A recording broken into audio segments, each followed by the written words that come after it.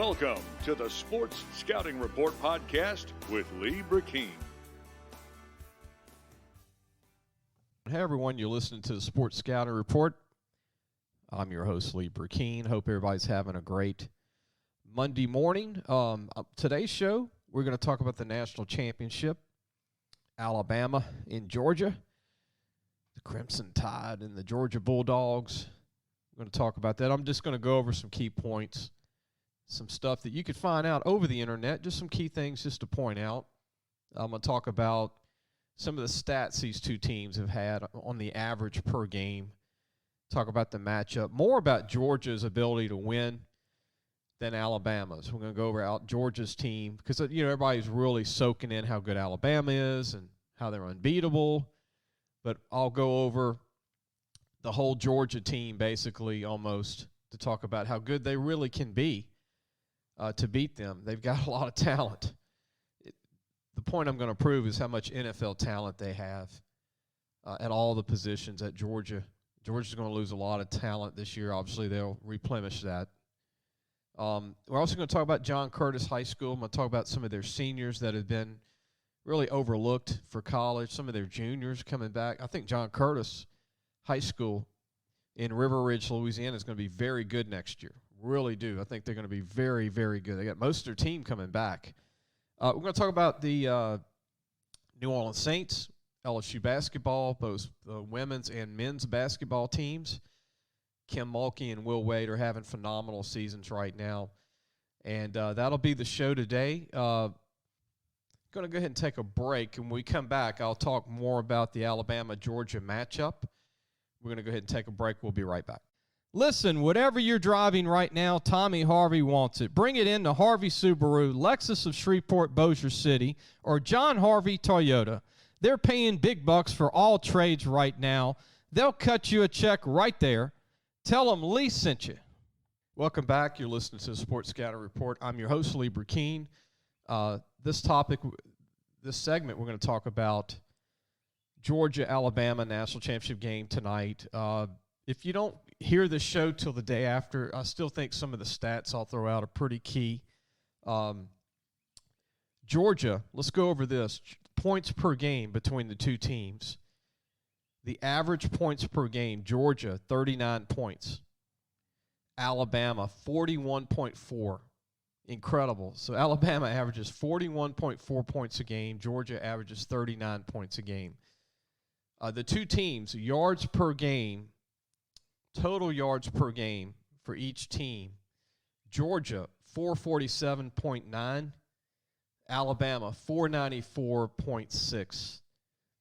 Opponents' points per game, meaning the points they're giving up to the opponent. Georgia gives up 9.6 points a game. People probably won't realize that. Alabama gives up a lot more, 19.2 points a game. The Georgia team, I mean, it's kind of like a bad dream for those Bulldog fans out there. They've lost to Alabama in a national championship game already one time between Kirby and Nick Saban. Obviously when they had Tua and they had Jalen Hurts, Tua comes in as a freshman, throws a long ball to Smith. They beat him. It was a tough pill to swallow. They beat Georgia in Atlanta, two different occasions. They beat Georgia in Atlanta this year. They're Georgia's only loss. The talent on the Georgia football team is extremely, extremely high. I mean, there's a lot of kids on this team that are going to play in the NFL. And that's the point I want to make today. I'm going to go over the team. Let's go over Georgia's offense. I know that we all talk about the quarterback position, Stetson Bennett, the former walk-on who they list at 5'11", 190.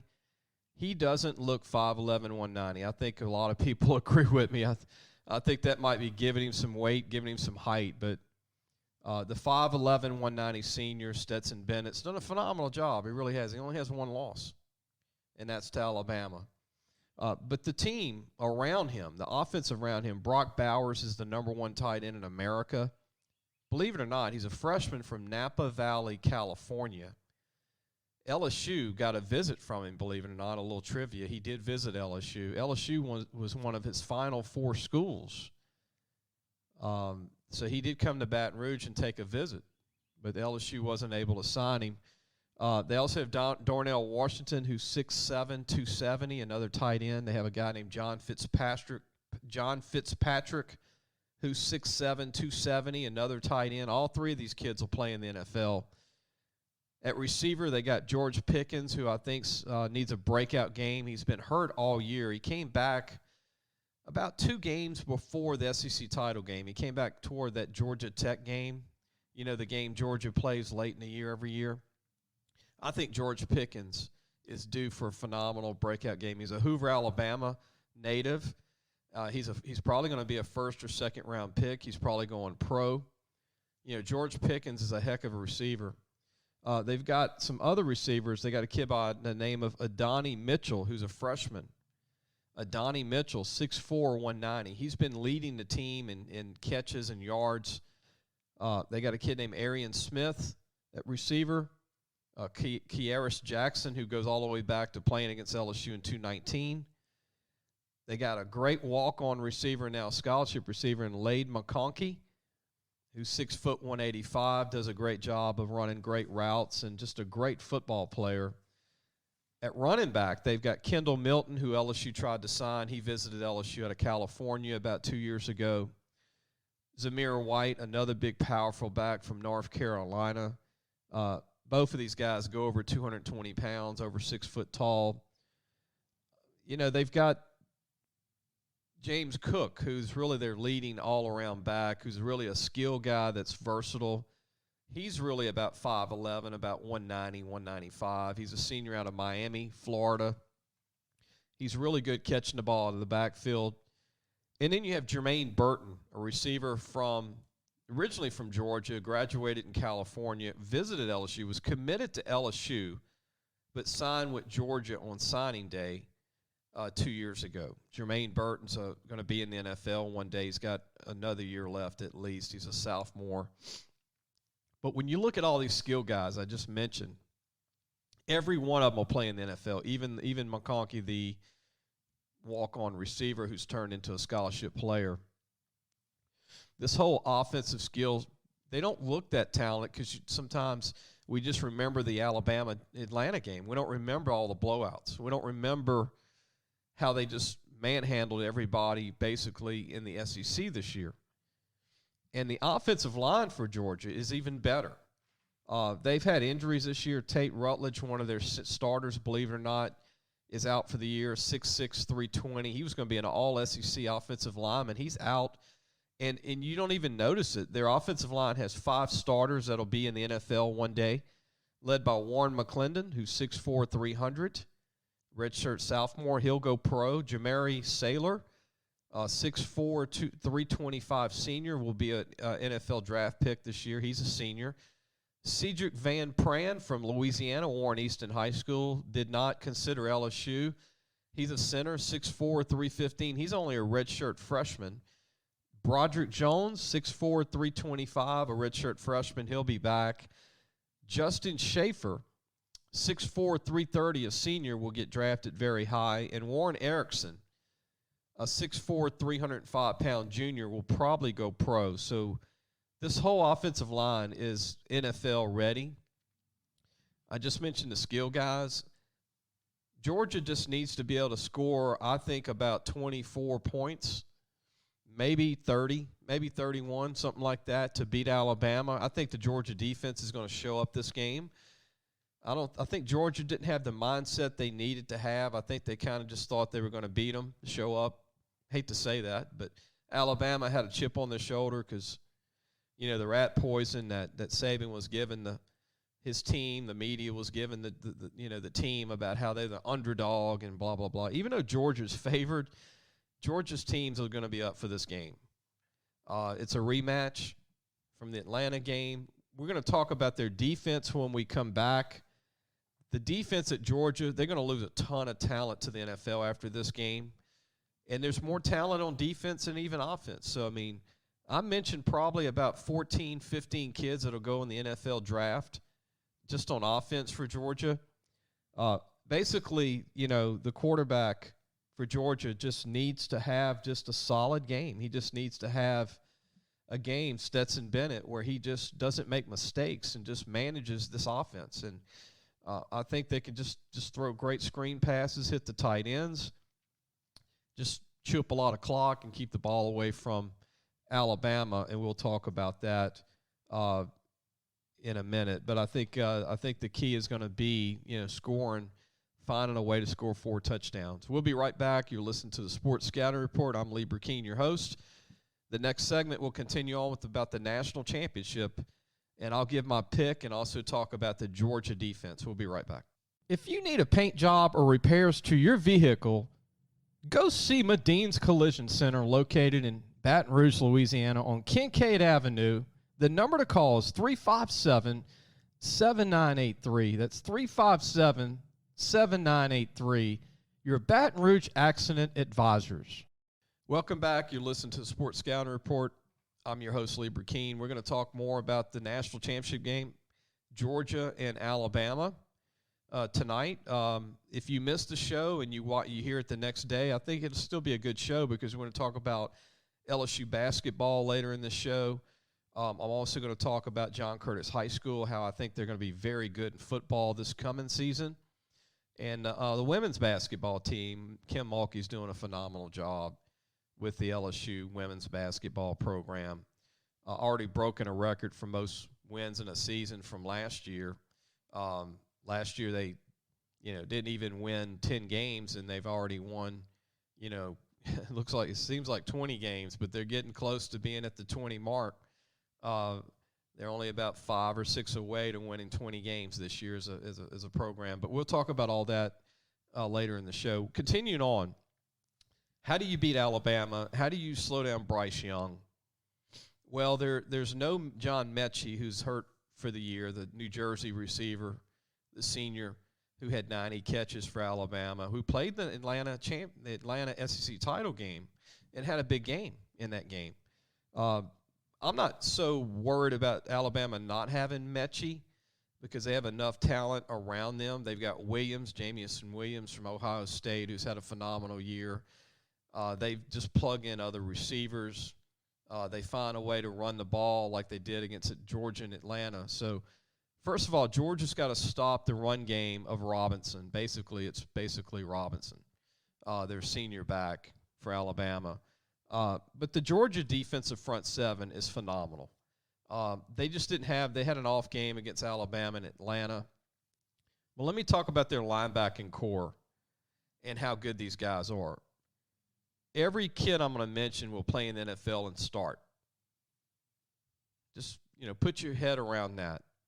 Nolan Smith, 6'3", 240, junior linebacker, will be going pro probably. Runs a 4.6. Phenomenal player. Quay Walker, 6'4", 240, junior linebacker, will go pro, I'll predict. A junior. Phenomenal player. Nakobe Dean won the Buckus Award. 6 foot 225. I still don't think he's as good as Damone Clark. He's very good, though. He's a senior, will be needing a big game tonight. Robert Beal, 6'4", 255, a rush linebacker, will be an NFL starter. He's a senior. Channing Tindall, 6'2", 230, is a senior, will get drafted, will be a starter in the NFL. Is that an incredible crew of guys? When you have 5 linebackers.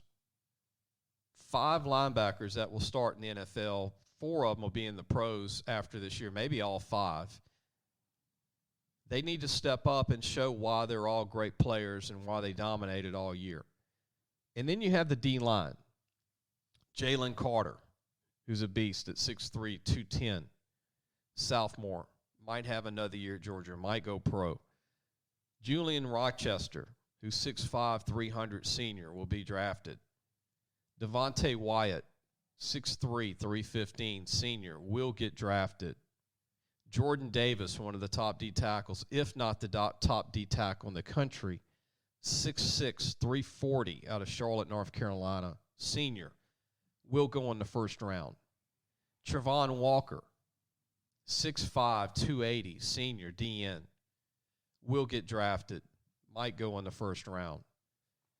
That's a heck of a crew, good people. That is a heck of a crew of talent. I know that right now when we think about the national championship game, we're going to think about, Alabama's so talented, and, Saban's going to win another one, and Bryce Young's going to have a phenomenal game. I'll tell you what, if Georgia blitzes Bryce Young in this game and they can get to him, and they can hit him a lot in the first half, like LSU did.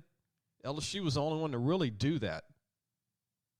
They have a chance to win this game. And I think Georgia will have a better defensive showing. I really do. I really do. I think they'll have a better defensive showing. And I'm going to change my mind about my pick. And I'm going to go ahead and go with Georgia winning this rematch. Because I don't think Alabama mentally can be as up as they were the first time. It's just hard to do when you beat a team already. It's hard to beat a team twice. It's kind of like when Alabama lost LSU during the season a few years ago, and they play LSU in the national championship in New Orleans, and they beat LSU in the rematch. It's hard to beat somebody twice, and I don't think Saban can get his team up like he did in Atlanta. Because everybody was talking about how Georgia was going to beat Alabama and it wasn't going to be close. And even I thought Georgia would beat Alabama and Atlanta. But I really believe this offensive line I mentioned today and the D-line I mentioned today and the linebacking core and all the skill guys, I think George Pickens will have a big game finally. I really think that this Georgia team is going to be playing lights out. And it's not going to really be the quarterback for Georgia, Stetson Bennett. I don't really think it's going to fall to him beating Alabama. I think just Georgia's defense is going to step up in the offensive line. I really do. I think Georgia, and look, it's not going to be a blowout, but I think it'll be 31-24, 31-27, something like that, maybe 31-17.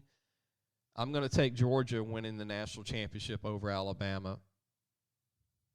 I'm going to do it. I'm going to take them because I think this is destiny's on their side. I think the rematch is strong for them to come away with the victory, and I think their team is tired of hearing how good Alabama is.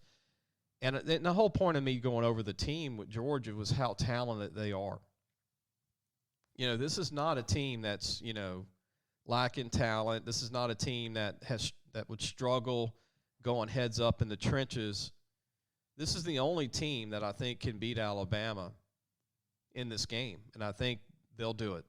Finally. It might be pins and needles to win it, and I don't have anything personally against Alabama. I'm not a fan of Alabama, but I just think it's due time for Georgia to have a little payback. And I think Kirby Smart, if they win this game, they're going to be set for a long time. Even though they're going to lose all the talent I just mentioned because they have this much talent coming back. They're just like Alabama now. They're stockpiling players. So they could lose 18 of these 22 kids this year in the starting lineup and then some and still bring back 50 All-American players and bring in another 30, 28 players with the total signing class that you can bring in now. They're going to be as talented as anybody again next year. Especially if they get the quarterbacks back. One of them on the sideline, JT Daniels, who came in from USC. He might stick around to be the guy next year as a senior. Who knows? He didn't transfer, which is a good sign. He's not in the portal. We're going to go ahead and take a break, and when we come back, we're going to talk about John Curtis High School in River Ridge, Louisiana. Some of their underrated seniors in their junior group is super strong. We'll be right back. Be sure to take your car and truck for all your tire needs to Treads and Care Tire Company located in Central. The number to call is 331-8144. Family owned and operated since 1971. That's Treads and Care Tire Company. Welcome back. You're listening to Sports Scouting Report. I'm your host, Lee Brecheen. Hope you enjoyed the national championship segment. Everybody has their angle. I wanted to just throw out how good Georgia is and how good their talent really is, because we're too focused on how good Alabama is. In this segment, we're going to talk about John Curtis High School in River Ridge. They're in the Catholic League, one of the toughest districts in the country, not just Louisiana, for high school football. I mean, they're in the same district with St. Aug, Archbishop Rummel, Holy Cross, Jesuit, Brother Martin. I mean, it's just and soon to be Edna Card this coming year. It's an incredible district. And I think John Curtis is going to be one of the best high school football teams in the state next year. This coming year, This new year that we're in, 2022. And I want to mention some of their seniors that are very underrated. Their long snapper, Timmy Engler, who's got a chance to be a long snapper in college. He's a senior, class of 222, which is the current seniors. Buddy Taylor, a quarterback for Curtis, has done a phenomenal job. I think he could be a great athlete or quarterback at a small college. He's a phenomenal football player. Connor Orgeron, a linebacker, I think he's a D1 linebacker. Didn't get any D1 offers early, could sign still in this late signing period, but Connor's a heck of a linebacker. He's one of the best hitters in the state, I think. He's 6'2", about 220, and can run, and he's he's got great instincts. Jared Washington, a DN, who's really come on, is about 6'2", about 230, has great feet, good pass rusher this year for John Curtis High School. Great athlete, the ability to get a little stronger, a little bigger, be a rush DN, buck linebacker type of player, could be a D1 guy. Javon Davis is a receiver that's under the radar, 4'5" guy at 6 foot 185. Great athlete. That could also be a corner, could be a receiver, could be a safety, just a great football player. Under the radar, Trey Norman is a DN for the team, a senior. All these guys are class of 222. Trey Norman's about 6'2.5", 6'3", about 240, can run, good player. And then they've got 4 or 5 guys that could go D3 or D2 in the group. They're young guys. Is led by Justin Brooks, who's a tight end, has a chance to be the next D1 tight end from John Curtis. They've had some good ones. Glenn Beal was a good one. They've had a couple of other ones come out of John Curtis. Stephen Clark over the years with the University of Texas. But Justin Brooks is going to be a phenomenal football player for the class of 223. He's a big kid, man. He's about 6'3", 6'4", 240, can really run. You got Patrick LeBranch, a great running back coming back. Justin Horn, Austin Akel, Tyler Hayes, Bryce Godfrey, Nick DeFairs, Orion Duplessis. I can go on and on and on. They got a lot of great talent coming back. I think J.T. Curtis and his program, the future's bright. I think they're the team to beat in the Catholic League and for the 222 season. I think Jesuit's rebuilding a little bit. Brother Martin's rebuilding a little bit. St. Aug's rebuilding a little bit. St. Aug's going to be the other team to beat, by the way. Holy Cross is going to be strong next year in that district. And Rummel's going to be a little better. They were very young this past year, like Holy Cross this past year. And then Edna Carr, obviously, they're going to be one of the top teams in the state to beat in the district. They're very new. They'll be their first year in the Catholic League this coming season. We're going to take a break, and when we come back, talk a little LSU women's and men's basketball. We'll be right back. Come and visit the majestic mansion in the marsh, Grove Savon, Waterfowl, and Wildlife Lodge. Grove Savon is the true sportsman's paradise. Grove Savon Lodge has everything for you from fresh and saltwater fishing, alligator hunting, waterfowl hunting, and eco-tours.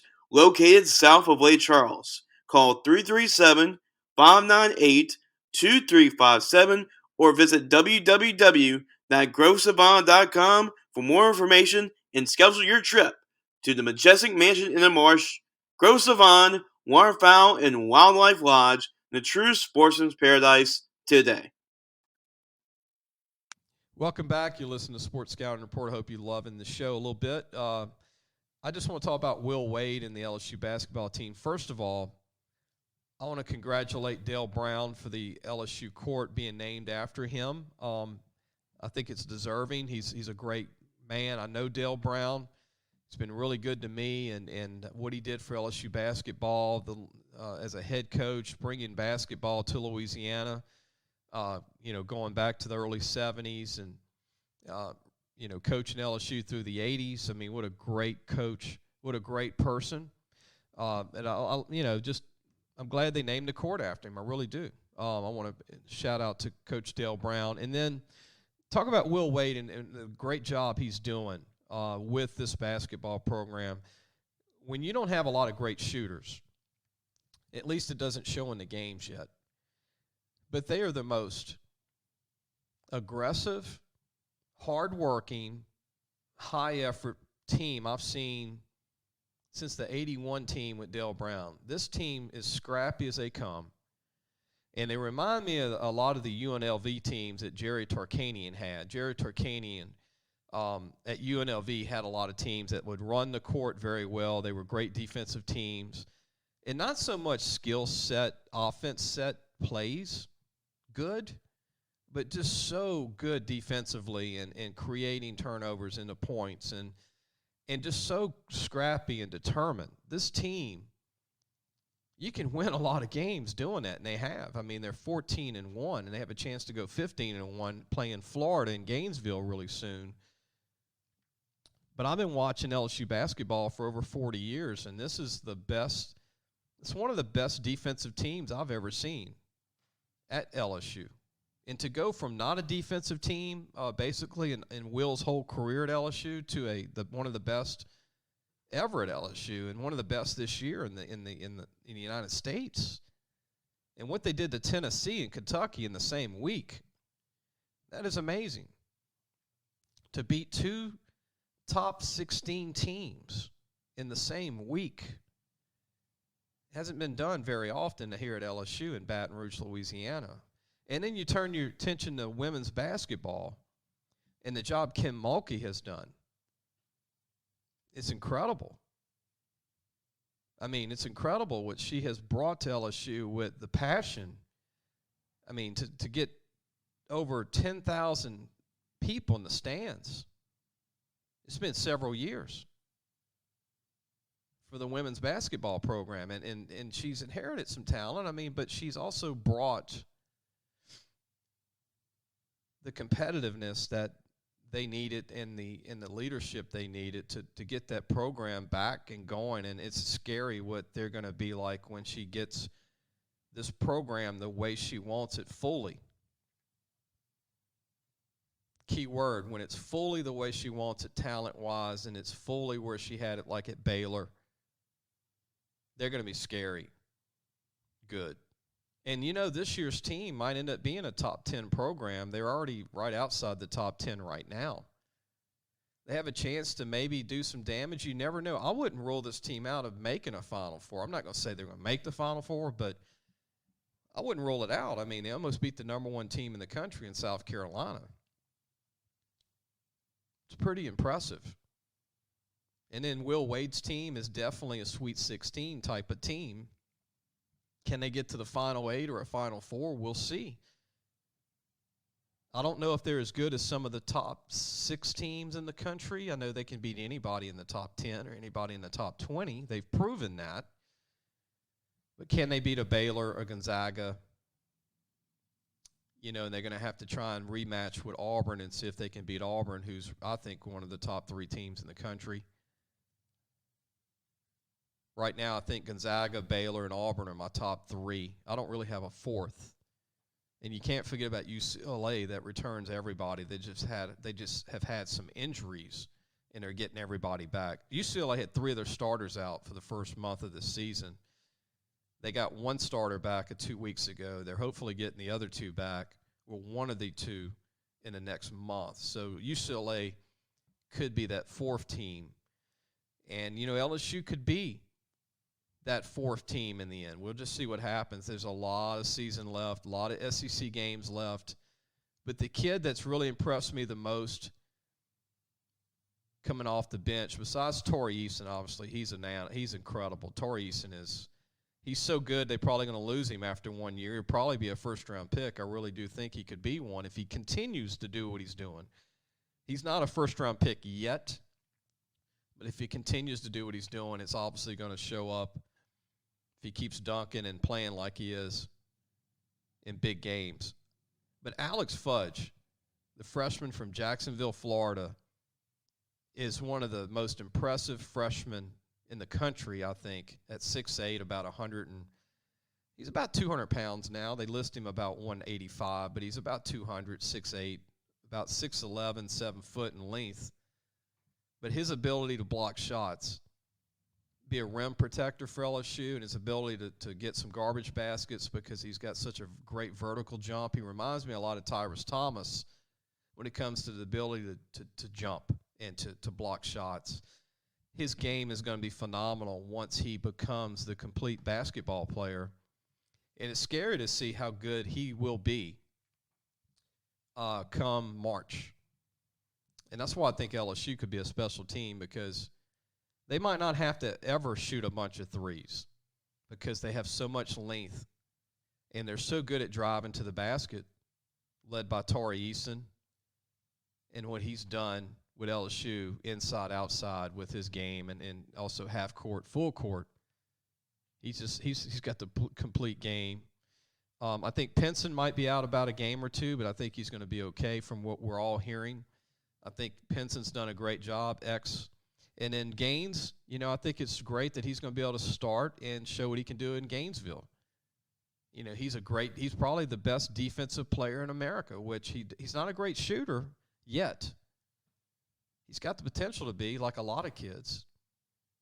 He's shown it at times, but he's some guys are just not polished yet fully until they get about another, 8 to 10 games under their belt. But Gaines starting at Florida, I think is good for LSU. He just needs to get under control with the ball, dribbling the ball. When he drives to the basket, he just needs to be in control of the ball. I remember when Skylar Mays was a freshman at LSU, he wasn't polished. I remember his sophomore year, he wasn't polished. Skylar's junior and senior years, that's when we saw the Skylar Mays driving to the basket, making it look easy. But Skylar actually had ball control problems. People don't remember this, his first couple of years at LSU. So just to give you an idea, people do improve, kids improve, and they get better. If Gaines can do that, man, he'll be an NBA guy if he can, be under control with the basketball dribbling, because he can drive it to the basket. He can sure move the ball quicker than just about anybody in the country. And I think he's the best defensive player in the United States. I don't know anybody quicker and better stealing the basketball than Eric Gaines from Georgia, originally from the state of Georgia. I hope you enjoyed the show. We'll we'll recap the national championship game. I know Wednesday's show we've got Jeff Palermo, a great sportscaster in Louisiana with Tiger Rag Magazine. We also have quarterback Cole Poirier, one of the top quarterbacks in the state of Louisiana. He'll be joining us, 6'3", 190 pounds, still available to sign in the late signing period. But we'll have Cole Poirier. We'll also have an old flashback interview with Jamar Chase. When Jamar Chase was on our TV show, I interviewed Jamar Chase when he was at Archbishop Rummel High School. This is before he became a star at LSU and currently with the Cincinnati Bengals. I think you'll really enjoy that show that's going to be this Wednesday. We'll see you soon.